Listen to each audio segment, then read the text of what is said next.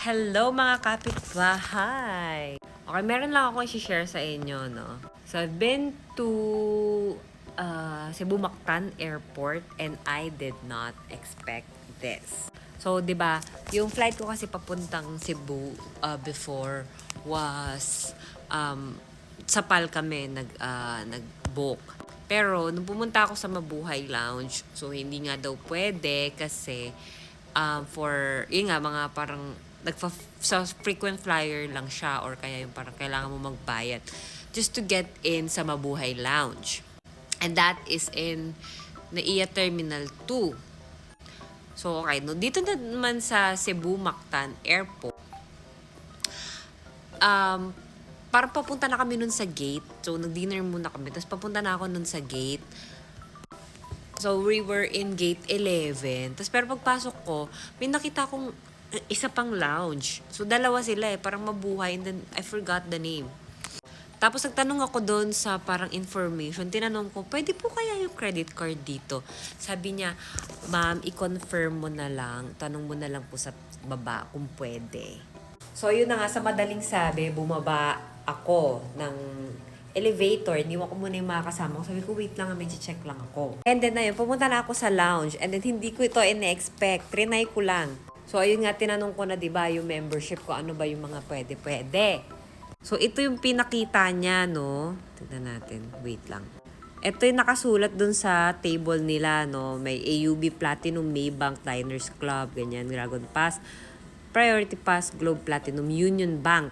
Unfortunately, wala ako na tong mga card na to. Only the Diners Club BDO.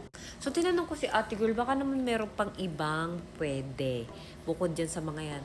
At sabi niya, ma'am, ano kaya?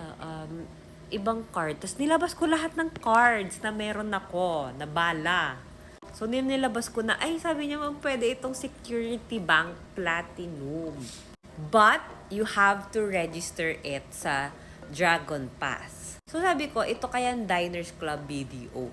Kaya nga lang, kapag Diners Club BDO, sabi niya hindi siya sure kung matcha-charge kasi wala silang means na malaman kung matcha-charge ka ba o hindi.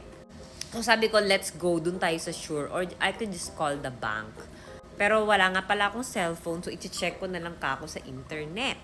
Tapos, sabi niya, ito ma'am, yun nga, yung security bank na lang. So, nag-register ako sa Dragon Pass.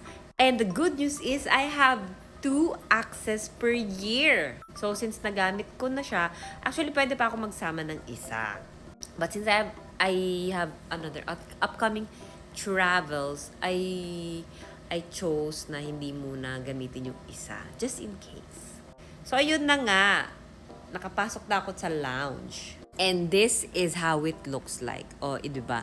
Since nag-dinner na nga ako, onti na lang yung kinuha kong food. But yes, I got to enjoy yung, of course, maayos yung upuan, drinks, and ayun. So, diba? Napaka-powerful ng credit card. So, guys, credit cards is the key. So, yun lang guys. Thanks for watching. If you want this kind of content, please do like and follow. Haba na nakatachika ko, no? Ayun lang.